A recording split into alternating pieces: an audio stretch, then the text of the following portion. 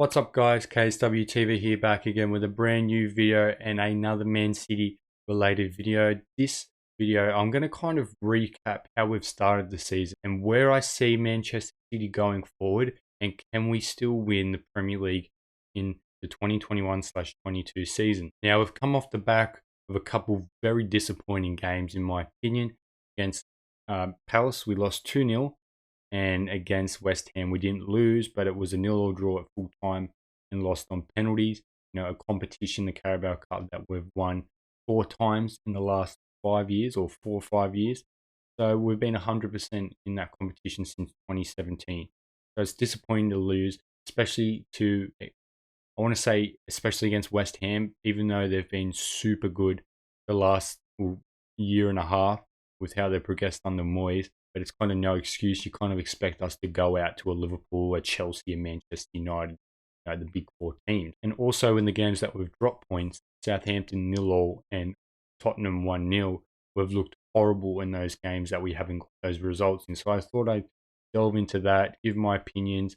Do I still think we can win, and what so not? As I was saying, in the results that we dropped, we started off against Tottenham, a 0-1 loss. And it was one of those games where it's the start of the season. There was talks about why we got Jack Grealish, why didn't we get a striker? And in that game, we just looked like we needed a striker. We had so many shots, very little on target, and we just got exploited 1-0 on the counter-attack by Son. Brilliant goal. It was one of those performances where you just like, Jesus Christ, this could be a really bad season if we don't start scoring goals and taking our chances, because we've still got the same style of play. Close, fast passing, interchanging positions.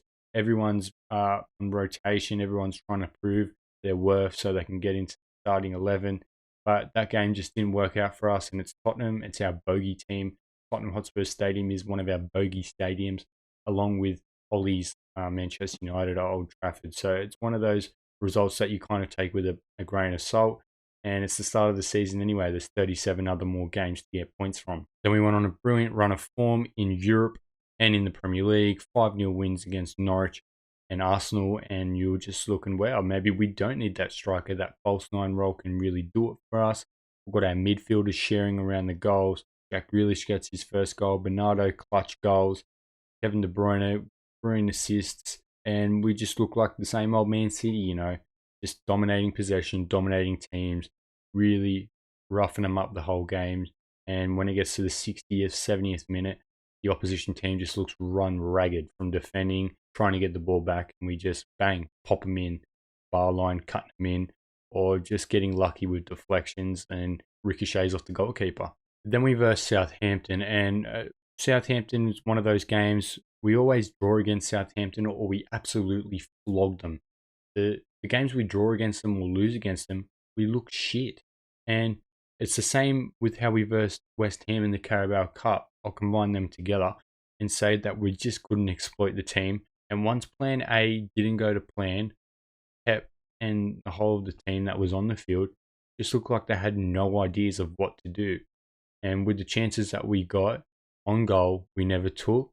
The chances that a striker would take, even a striker that's not in a top team, you know, like a DCL, a Richarlison, would take those opportunities. And we really didn't need to drop those points. We needed to get those were the games that we needed to win the Premier League. But it also contradicts myself, because in the games against Chelsea and Liverpool, were the two best times I've seen Manchester City play from this season and last season. That 2-2 draw against Liverpool was fucking unbelievable. I walked away from that game going, that is why the Premier League is the best league in the world. That game was so action-packed. 2 brilliant goals from Liverpool. Mo Salah's just phenomenal. He is world class. And if his contract situation does not work out, I'm happy to sell Riyad Mahrez or Gabby Jesus to bring in the Egyptian king. He is absolutely world class, the best player in the world right now, and either him or Lewandowski needs to win the Ballon d'Or this year. Coming back from being put under the cosh twice at Anfield, they go 1-0 up, we draw, 2-1 up, we draw, 2 brilliant goals, Foden, De Bruyne, world class. Absolutely world class goals, clutch goals from clutch players. And then that Chelsea game where we got really lucky on that goal, Gabby Jesus should have been shut down a lot quicker. than he did when he turned and shot that ball, and it was a deflection anyway. So that was lucky. But the way we dominated that game, regardless if it was a 0-0 draw, was unbelievable, and I would have took a draw anyways because we didn't let Chelsea get one shot on target, and the shots that we got off were really bad chances, really scraping the bottom of the barrel, trying to get a result there until we got that Gabby Jesus goal. But then we get into recent form against West Ham and Crystal Palace, and this is why I'm kind of making this video and kind of questioning, can we go all the way and make it back-to-back Premier League titles for the second time under Pep? That Crystal Palace game, well, no, we'll get started on the West Ham game. As I said before with the plan A, once it runs out, we just look hopeless. We just look like a team that just keeps possession and does nothing. And we need to be more clinical up front. Regardless of how many goals we scored this season, we could have scored, 1.5, 2 times more goals than we've scored this year. We're just not taking opportunities. We're kind of doing a little bit too much to get that perfect goal, that aesthetically pleasing goal to make the fans and the commentators go, wow, that's the perfect goal. That's Pep ball. You know what I mean? And we've been really bad at doing that since Pep Guardiola's come in. The amount of goals that were scored each season, we could have scored 20, 30 more. And it really counts, especially in competitions, knockout competitions. You saw it in the Champions League last year, and now you're seeing it in the Carabao Cup. And you kind of saw it a bit last year in the FA Cup when we lost to Chelsea in games before that. We could have scored more goals. And that game against Crystal Palace, you got to say it's one of those days, but we made it one of those days. Laporte gets sent off, and then Gabby Jesus gets into a scuffle, a bit of a mouth, chatting to each other with Wilfred Zaha. And then from that moment on, I knew that we lost the game. Wilfred Zaha scored the goal, and he just wouldn't let Manchester City players forget about it. He scored the goal. Him and Gabby get into a fight. Laporte gets sent off. And as soon as they start talking to each other, start grabbing each other's shirts, the whole team of Man City didn't look the same since. They looked negative. They looked like they were there just to go out and hurt Crystal Palace rather than play the football that we've been playing that has won us multiple trophies over the last 4 or 5 years. And they just got us on the counter-attack for the second goal again.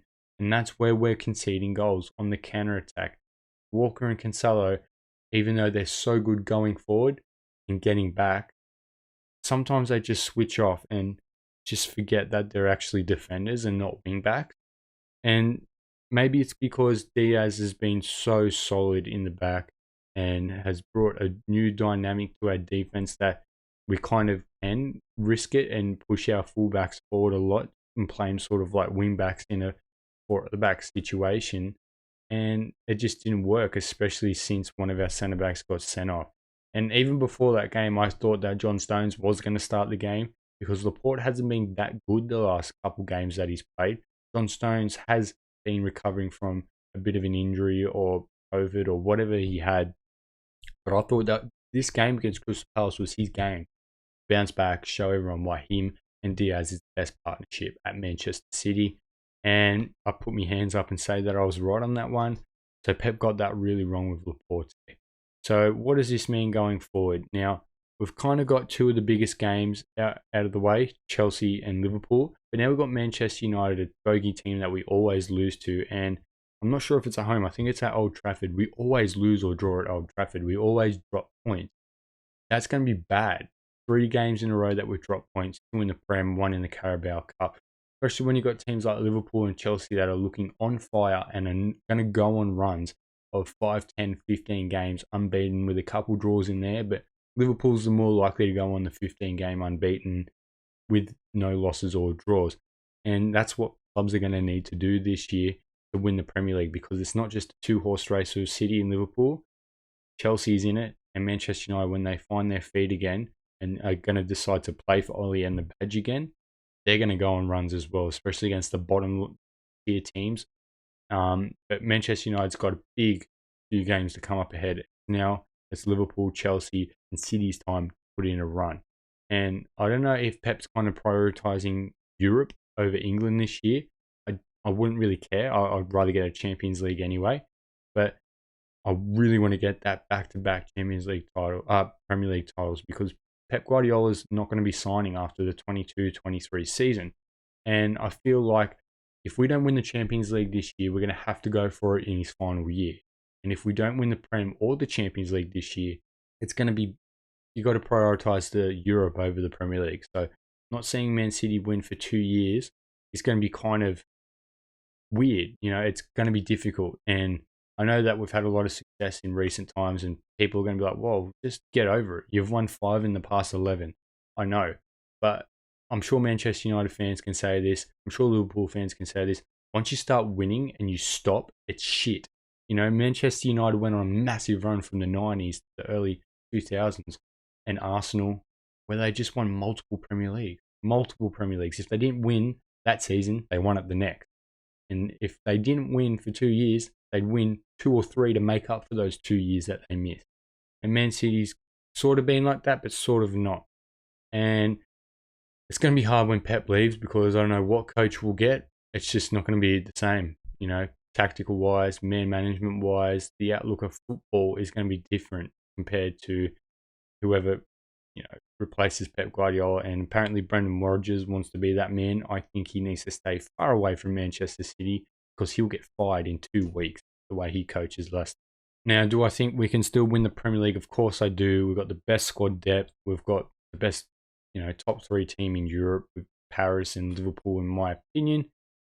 We should win the Premier League with the amount of money we've spent, and with the coach that we've got, with the youth we've got, to be able to rotate in, competitions like FA Cup now that we're in against teams that aren't Premier League quality, or in the lower tier teams like Norwich's, the Newcastles, the Burnleys. We can play youth players to give the big boys a rest for Europe. I reckon we can still do it. But as I said before, it's going to be all about runs. Who can get on the biggest run out of Chelsea, Liverpool, and Manchester City, because they're going to be the 3 up there competing. And this year's going to be a Premier League where I think it's going to take minimum 90 to 95 points just to win the fucking thing. And saying that out loud is absolutely unbelievable. That should not be the case in the English Premier League. It's meant to be, it is the most competitive league, but it's also the most competitive league where you need to win the most amount of points out of any league. It's crazy. But I'll leave what you think in the comment section. Let us know if you still think Manchester City can win the Premier League. If you disagree with what I have been saying, am I just talking out my ass? Am I overreacting? I kind of think I am kind of overreacting, but as a Man City fan, you've got to be really critical nowadays, because the team that we've got, the coach that we've got, the football we've been playing, we need to be critical when we go on a bit of a bad run for 2 or 3 weeks. We've got to look at how we can improve and how we can turn this sort of form around and get it back onto the runs that we've been doing in previous seasons. So make sure you hit that subscribe button, turn bell notifications on. If you're a Man City fan, leave a like so other Man City fans can see, and also helps with the algorithm as well. I will see you in the next video. Peace. Have a wonderful day.